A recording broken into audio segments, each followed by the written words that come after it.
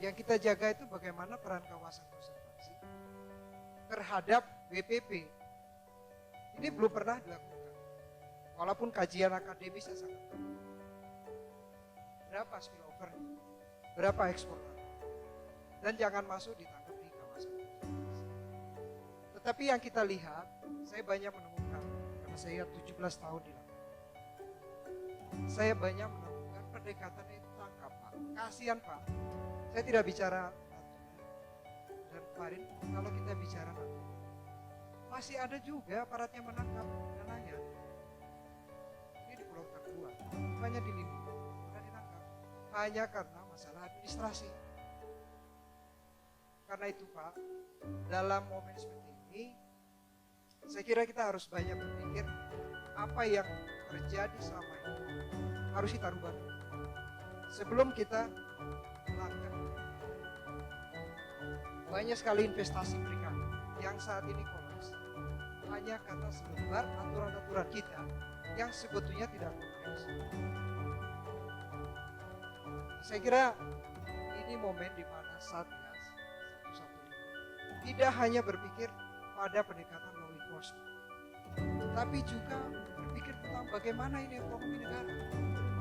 Kalau ekonomi negara tidak kuat, nggak usah kita bicara pengawasan, nggak usah kita bicara law enforcement, nggak ada gunanya. Saya kira harus ada keseimbangan antara law enforcement, terutama penegakan hukum dengan ekonomi negara. Karena kita negara maritim, kapan lagi negara ini akan jadi dari aspek maritim? Kalau semuanya persoalan di laut hanya dengan law enforcement yang sebetulnya tidak ada ujung. Saya kira demikian. Mohon arahan Bapak Ibu sekalian. Terima kasih. Assalamualaikum warahmatullahi wabarakatuh. Ya, terima kasih Pak Sangaji. Terima kasih. Jadi saya justru mengapresiasi dari Pak Sangaji yang dari unsur pemerintah mempunyai paradigma yang berbeda. Memang betul kalau kita bicara terkait dengan Satgas, maka satuan tugas ini dominan untuk melakukan penindakan.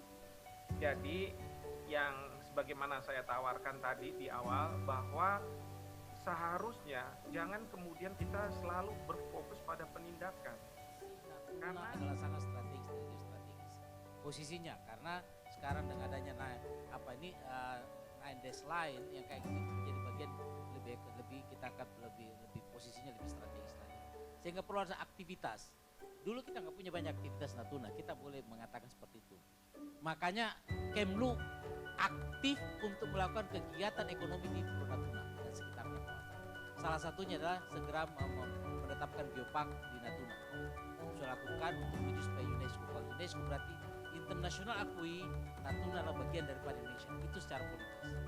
Nah, kalau kita lihat bagaimana pengembangannya ke depan, kalaupun secara perikanan kita tahu potensi perikanan itu ikan tangkap 1%, potensi pengolahan ikan itu 7%, 7 kalinya, potensi perikanan budidaya 14 kalinya. Jadi walaupun ikannya kita katakan secara umum tidak beristimewa Pasifik, tapi secara umum kalau kita bisa membangun industri perikanan sana, itu bisa bangun termasuk budidaya. Kalau kita bangun SKPT 5 hektar, sorry itu saya tidak lebih dari satu kompleks kelurahan atau kantor kelurahan. Kita ingin satu kompleks yang kira-kira luasnya 200-300 hektar. Itu yang kita butuh menjadi satu sentra kelautan kita ke depan. Jadi di situ bukan cuma pembangun cold storage ataupun pasar ikannya, tapi di situ bangun termasuk pengolahan limbahnya harus di situ. Bagaimana kita kata workshopnya di sana, pengolahan kapalnya di sana, ada semua di sana. Pelabuhannya juga harus ada di sana. Kira-kira gambar pelabuhan untuk kapal besar. Jadi saya ingat teman-teman, mari kita berpikir membangun SKPT bukan kelas yang kami sampaikan tadi. Nah ini perubahan prinsip. Nah anggaran yang tadi disampaikan teman-teman DJPT harus karena dia masih mengatur pada Teluk Lampa. Padahal sekarang pemikiran Pak Menteri KP dan Menko sudah berubah. Bukan ke arah sana. Jadi jangan sampai dibuang uang lagi 110 miliar situ yang harusnya dipindahkan. Kita ini terlalu banyak membuang uang di tempat yang lainnya di terbengkalai mangkrak. Terlalu banyak kegiatan dilakukan setelah itu ditinggalkan. Karena kita katakan itu yang kita butuh terintegrasi. Tidak ada mau dengar yang lain, pokoknya saya mau jalan sendiri. Nah berikutnya katakan kalau kita melihat dari pertanyaan dari Prof. Laude tadi kita sampaikan. Bagaimana dengan mimpi besar? Mimpi besar clear kok. Mimpinya Pak Menko dan Pak Menteri itu clear. Sekarang adalah eksekusinya dibagi eselon 1, eselon 2 ke bawah. Jangan sampai mimpi besar, Presiden sudah 2 kali ke sana Pak, itu mimpi besar Pak. Presiden dengan jajarannya sudah datang ke sana, berarti ada suatu mimpi besar di sana.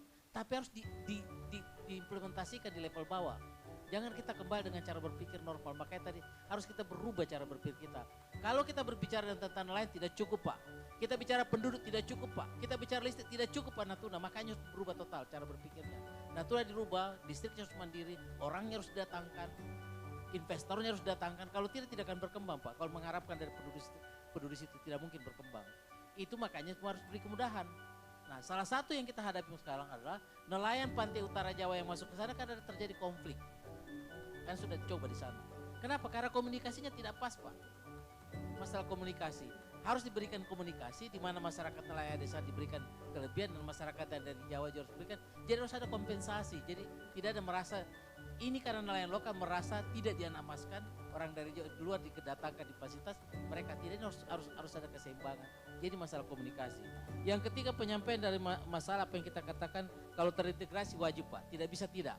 Karena kita membangun sekarang tidak bisa KKP berjalan sendiri, tidak bisa Kementerian Pariwisata berjalan sendiri, tidak bisa PU jalan sendiri. Semua terintegrasi, itu yang membuat kami selama ini menyampaikan kenapa Menko Maritim bekerja terus terang. Kabinet lalu kita kesulitan terus terang. Setiap rapat hampir tidak pernah ada menterinya, jadi sulit untuk melakukan terintegrasi. Makanya sekarang kita agak kencang menyampaikan karena Pak Edi hampir tidak boleh kata tidak pernah tidak hadir di diundang sama Pak Menko. Jadi kita punya komunikasi di bagus sekarang, kira-kira gambaran gitu. Nah, kehadiran nelayan dan cuaca, Bapak Ibu tahu Natuna adalah bagian di utara sedikit daripada garis khatulistiwa yang mendekati subtropis. Kalau subtropis itu daerah yang kita katakan banyak badai Pak, karena Filipina itu badai. Jadi ada musim tertentu sana itu tentu perairannya tidak akan tenang. Jadi nelayan itu harus kita punya belum tentu mental nelayan kita sanggup menghadapi badai ke sana. Ini butuh latihan. Makanya kalau teman-teman katakan dari Vietnam, dari Cina itu milisi Pak. Dia dilatih khusus menghadapi itu. Kita tidak terlatih Pak. Nelayan kita itu rata-rata ombaknya baru 2 meteran rata-rata secara garis besar ya. Kalau kita lihat ada di Laut Jawa itu pun kita dapat musim tertentu. Ya ombaknya segitu-gitu aja kecuali ada tertentu yang sudah 6-7 meter. Tapi secara umum kita Indonesia itu surga Pak lautnya Pak. Teman-teman yang sering di laut bisa rasakan Pak. Itu sampai jadi harus ada keunikan. Makanya kenapa banyak kegagalan kapal-kapal ikan yang kita kasih ke teman-teman nelayan itu jadi karena tidak sesuai dengan kondisi geografisnya. Jadi banyak ikan kapal-kapal ikan kita mangkrak yang ini. Dan akhirnya saya mau sampaikan bahwa khusus untuk regulasi kami setuju Pak. Makanya regulasi dalam arti ini waktu sebelumnya ada pelarangan kapal-kapal ukuran besar, ada pelarangan tentang transshipment. Tolong mari kita lihat kembali bahwa kalau tanpa transshipment tidak mungkin kita melakukan satu kegiatan yang akan bersifat sebagai industri. Kapal keluar, tunggu lagi masuk, kapal keluar nggak harus ada transshipment. Tentu transshipmentnya harus kita perkuat aturannya. Apa yang sampai sekarang kan baru surat edaran yang keluar. Surat edaran tidak mungkin mengalahkan keputusan menteri. Jadi itu harus kita pertegas kembali.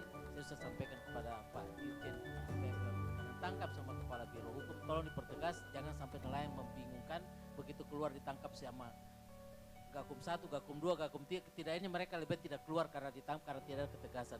Masalahnya tidak tegas apa? Kita sendiri membuat tidak tegas. Jadi ini kita tidak salahkan mereka, kita yang harus perlu tegas. Saya pikir itu Pak, makasih.